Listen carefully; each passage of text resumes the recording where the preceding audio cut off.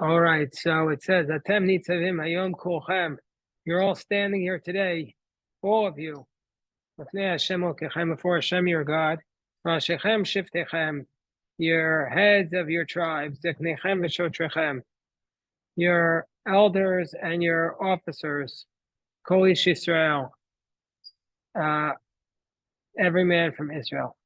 You're standing here today. Rashi says, Melamed shenichnas Moshe pnei HaKadosh Baruch Hu b'yom Mosoach nisam bebris. And Moshe gathered them, not nichnas, shekinsam Moshe. And Moshe gathered them before God on the day of his death, nisam bebris, to bring them into the covenant. So Moshe wanted to bring them into the covenant. Weren't they brought into the covenant already? So there were three brises. There was a bris at Sinai, a bris after they came in. There was another bris at Mount Gerizim and Mount Avel, and now there was a bris in Arvos Moab. So there were three covenants that were made with them. So did they need to make three and not just one? Well, that's a good question. Word enough once. So the first covenant happened with the generation of Sinai. Then the next covenant happened. And then the next question happened. The next covenant happened with the generation that was about to go in. And then they made another covenant after they went in. So that was the three. It's a good question. What was wrong with one? But so I guess that's what the Rebbe was saying, that they needed the unity.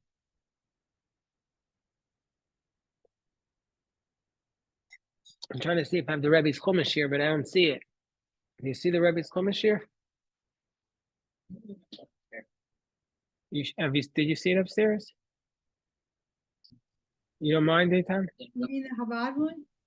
Yeah, but I have. Eitan's gonna. He's already on his way. Okay, Jerry, yes. 29. What verse in chapter 29? Verse 9. Thank you. Yeah, but Dan asked a very good question. Why do you need three covenants?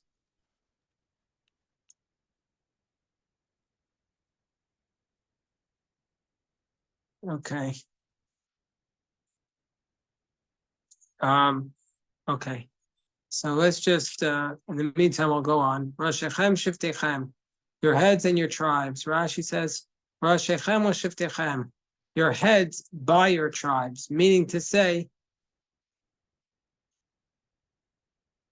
your heads by your tribes, means to say your tribal princes were of higher rank than the elders, and therefore are mentioned ahead of them. The Rashechem, the heads of your tribes. Ziknechem, your elders, V'shotrechem, your officers. Rashi says, Achashuv kodem. The most important comes first.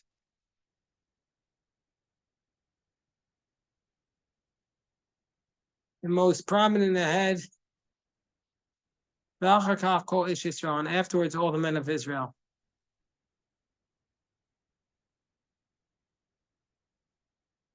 I feel bad now that Eitan went upstairs and Deborah has the commentary in front of her. But this always happens. The minute one person goes out, the other thing appears. He's coming back.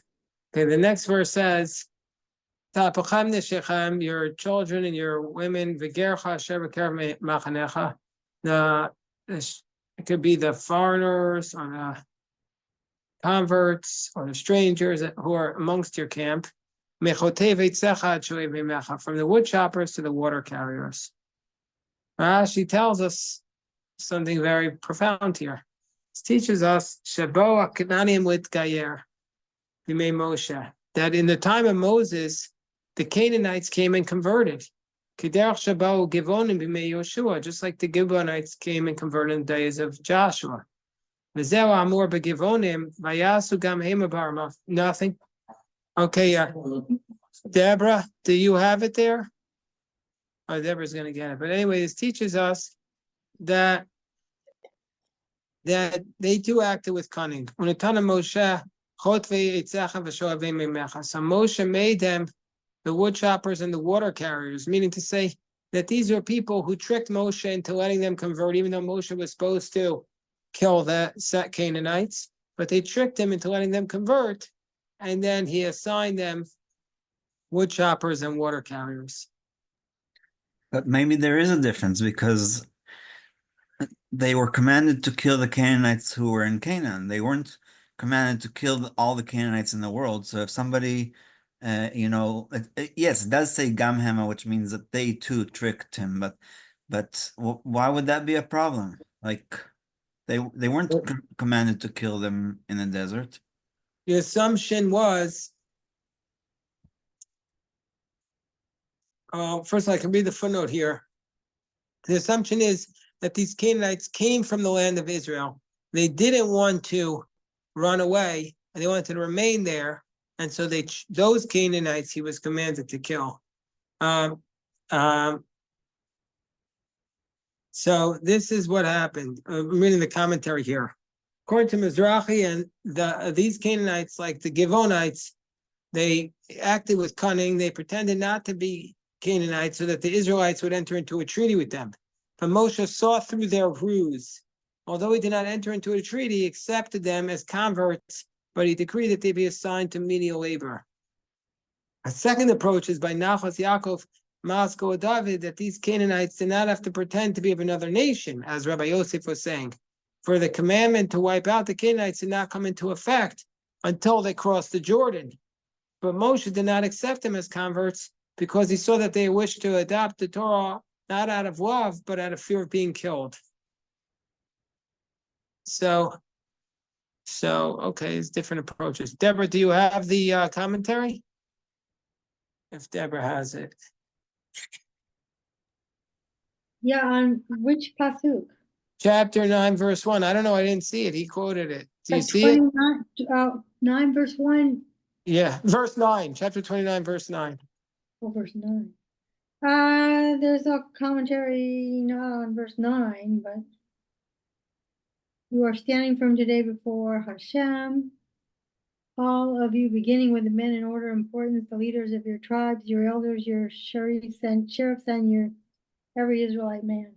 So his commentary is that the Torah transcends the limitations of time and space.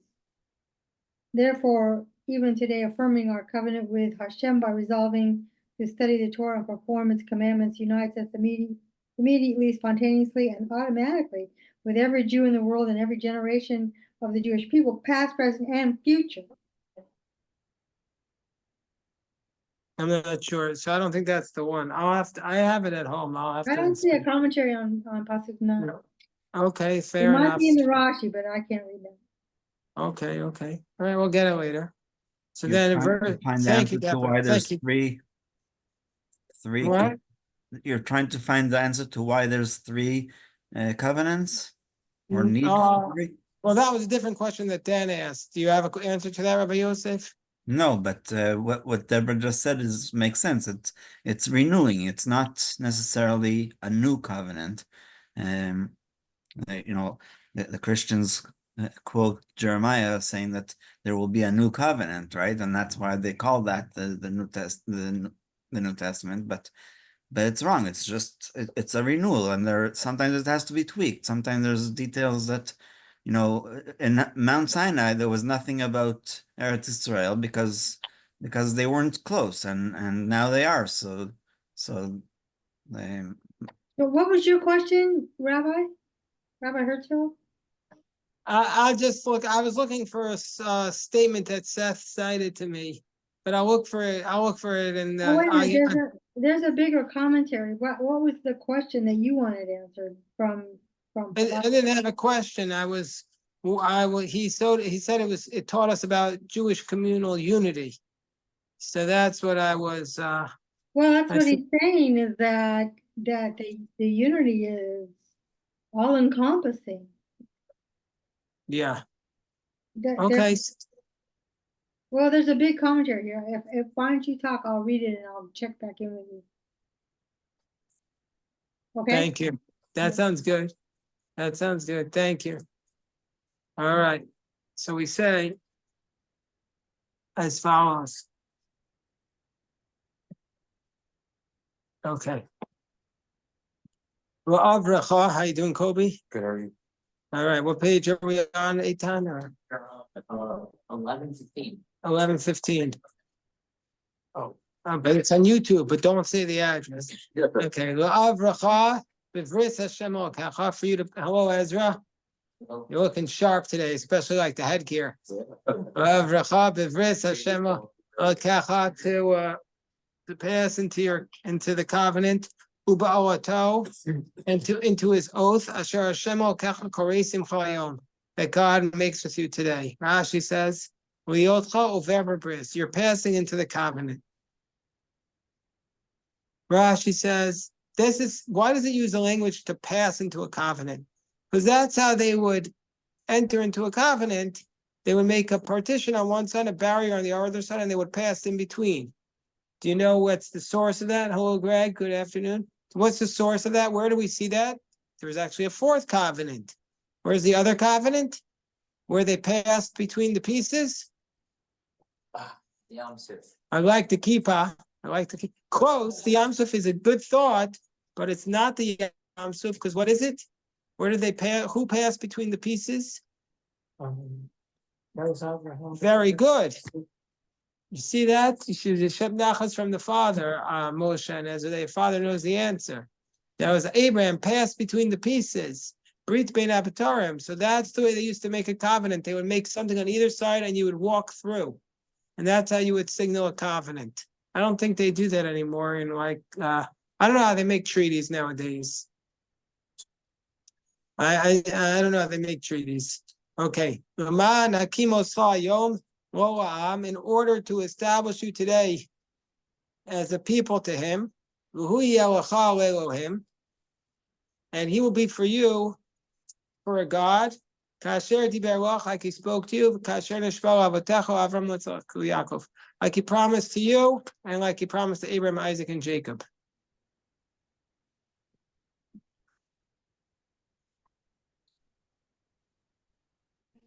Okay, so Rashi, yes, Deborah. Okay, so this is a beautiful commentary here. It's and it addresses the threefold covenant. Okay, let's hear it. How can we truly unite? After all, the Torah itself implies that there are differences between Jews. Some are your leaders and some are others are your water drawers. The answer to this is threefold. Firstly, who is to say that it is ultimately higher on the ladder of achievement? Appearances while under-evaluating appearances can be deceiving, and we tend to over-evaluate ourselves while under-evaluating others. Secondly, even if we have evaluated ourselves correctly, just because we are a leader in one particular aspect of life does not mean that there are not other aspects of life in which others are leaders. In truth, everyone is completed by his fellow. Everyone is a leader in some way, and therefore the perfection of the Jewish people is dependent on the inclusion of every Jew in the collective body. So there's your unity. Thirdly, I love that. I love that. Thirdly, the conceptual distance between any creature and the Creator is infinite. Thus, when we set out to evaluate ourselves in terms of our relationship with Hashem, the profundity of our own worthlessness in the face of Hashem's absolute reality will neutralize any presumptions of superiority we may entertain vis-a-vis another person. We will be so overwhelmed by our own smallness that such a comparison will seem preposterous. There's more, but wait, there's more. It depends how much you want. That I think it's good for now. Okay. But it's a very beautiful commentary of the Rebbe. Thank you, Deborah. And I saw a clip of the Rebbe today. Actually, it reminds me of this. That the Rebbe saying in your commentary that Deborah read that everybody is a leader. And so I saw a guy comes to the Rebbe, and he said to the Rebbe, "My business, I sold it. I made a lot of money. Now they want me to buy it back, and I can make a lot more money. Should I do it or should I stop? Do I have enough? Should I stop?" And what do you think the Rebbe said? The Rebbe said to him, what are you going to do instead? He said, I have enough. He said, no, a Jew never stops. Jew never stops. Jew always has to keep working. The Jew never stops. Jew never stops working for Hashem. Well, That's and what it the can be a very small, like I was in another with my Chavruta, that when you're talking about Teshuvah, that in preparation now for the holidays, that if you're walking along and you're struggling with just the smallest mitzvah, maybe of eating properly today, that when you just even think about doing it properly, you bring some light down, you draw light down. It doesn't have to be the biggest act in the world. That's what the Rebbe's commentary was saying also. That's right, exactly right. Beautiful. Thank you, Deborah. Okay, so we get right back to the Rashi. Rashi says, in order to establish for you today as a people to him, Rashi says, Kol kach hu nichnas l'troach. God put himself into so much trouble in order to establish you before him as a people, and he will be a God to you. Lefisha diberach, he spoke to you, v'nishbo avasecha, swore to your forefathers, shlo hachlif es zaram, that he will not exchange their offspring, u'uma acheres, for another nation. That's why he binds you with these oaths, so you don't antagonize him, because he can't separate from you. Rashi says, Ad kam pi Rashi lefi pshuta. This is the literal explanation, but the Midrash says, why is the passage of Atam Nitzavim next to the curses? Because the Jewish people heard Mea Kol Chaser Shtayim. They heard 100 curses minus 2. Chutz me'arbavim b'teisha shebetorah's kohanim, and another 49 in Torah's kohanim. Horiku pneim, their faces began to turn pale. V'yamru mi yuchol amod be'u, they said, who can bear these curses? Hitchil Moshe lefaisem. Moshe began to console them. He said, Atem nitzavim hayom, you're standing today. Harbe yichastem l'makom, you've caused a lot of anger to God. Lo asa itchem kawaya, but he has not destroyed you. So according to this Rashi saying, why is Moshe saying this today? Because after the curses, the Jewish people were petrified. They thought that they had no chance of survival. And Moshe says, no, it's not like that. You did so many things wrong up until now, and you're still standing here. Atem nitzavim hayom, you're still standing. That's a very powerful idea. Also nowadays, we could just say to ourselves this year, Atem nitzavim hayom, this has been, since the Holocaust, probably the hardest year to be a Jew. And you think about it, just the tremendous attacks, the physical attacks, and then the devastating anti-Semitic attacks around the world and the isolation of Israel. But the message is, Atem nitzavim hayom, we're still standing, and we will be standing. We will be standing. We will be standing. Atem nitzavim hayom, we're standing here with a connection to our ancestors, to our ancestors, and we'll be standing for many generations to come. That's the message. That's the message. Atem nitzavim hayom. So then, Rashi continues, hayom, kayom hazeh, just like this day, shu kayam, which exists, v'umafil meir, becomes dark and light. Kacha yirachem, so did he give you light. V'kacha tira yirachem, and so in the future he'll give you light. The curses and the afflictions will sustain you. Umatzivin eschem ufanav, and keep you standing before him. Afa parsha shalom mizu, also the passage before this, piyusinheim, it's words of consolation. Atem ra'item et kol asher asa, meaning to say,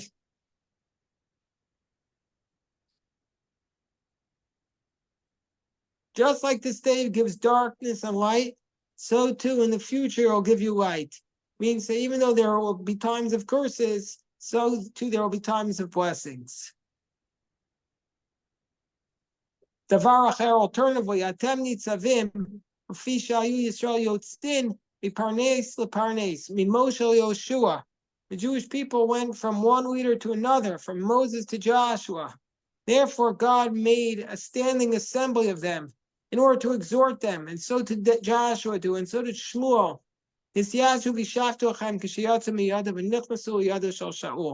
to say, before the leader died, he gathered them together and made them stand, and he gave them exhortation to continue to do the right thing. It was like the Jewish people were like his children, just like it used to be that before somebody died, they died in the home, and all the children gathered around. So that's what's going on here. But all the children are Bnei Yisrael, or the Bnei Moshe in a certain sense, and so too Joshua did the same thing, and Samuel did the same thing. So it says in the next pasuk, this goes to Dan's question. Now with you alone am I making this covenant, but also, so now with you alone did I make this covenant, but also with those who are here today, and with those who are not here today. I'm making the covenant with all those, whether they're here or whether they're not here. Rashi says, hello, Ilan, how you doing? Oh. I didn't even have the keyboard, not gonna lie, but I took this. Okay, but don't forget about this one. I'm so proud of you. I want to be associated with you. There's so much traffic on the highway. Yeah. It's like because it's raining. Whenever it rains, I've literally seen people when it snows in this area park their car on the side of the road and start walking on a shoulder. How dumb is that? it's like there's a coastal flood working on my weather. Yeah, it's been saying that for like 3 days. Sorry. So he says, now with you alone am I making this covenant with those who are here with you today and those who are not here. Rashi says, Afim Dorosa Atidim Lios, also with the generations who are destined to be, even the future ones who are not yet here. Rashi says, Ki atem yideatem, Ki et asher yeshno po imanu hayom omeinu hayom, those who are here today, Lefnei Hashem Elokeinu, et asher inenu po imanu hayom. This is one of the most powerful ideas of the Jewish people, that we feel as part of our faith, that we feel we are just part of this intergenerational nation. I don't know that the other nations of the world feel this connection. Like the Americans, for example, speak with great reverence about the founding fathers. Some do. But we don't say that we are one covenant with them. I mean, I don't know like that we feel like they're our grandfathers. That Americans feel like they're their grandfathers. But these people, but we feel that we are the same. Rabbi, Yes. I think that our founding fathers, they were deists for one thing. They read this material, and they didn't want to be our grandfathers. They were regular people. Their mission was to set this nation free, set the people free, and that we were to be our own grandfathers. Well, I don't think they set it up. I think when we talk about them with reverence, that they weren't Hashem. They were just everyday people trying to work it out. It was not easy for them. But I think their vision was for us to be one nation under Hashem, under a bigger power than ourselves. Yeah. Not them. A bigger power, and then we had to figure it out from one generation to the next. That gets missed all the time. Excuse me. Yes. Shakol Eitan. They're regular people here too. That's why it says, not just your officers, not every man of Israel. Right. That's so we're going here too. That it's a covenant with everyone. Like I was thinking about this recently because I was thinking about how unimaginably old the liturgies, it's like, just like the actual new stuff, like what we're saying when we're davening is so cool. And I was thinking about how And it's linked, they're all linked. every day, people have been saying the same thing for thousands of years, and it is just an everyday thing. You know, you say the Shema before you go to work. That's how it's been for just to kind of unfathoming all times and all places. Yes. So we're not saying that, like, you know, these are our grandfathers because they're comparable with the people who are living their lives and going about their work in the wilderness. That's a great point. That's a great point. Yeah, Ayuam, were you raising your hand? Yes. Stark. Stark. Okay. All right, so maybe it's time to daven mincha now. Yasher koach. Yasher koach.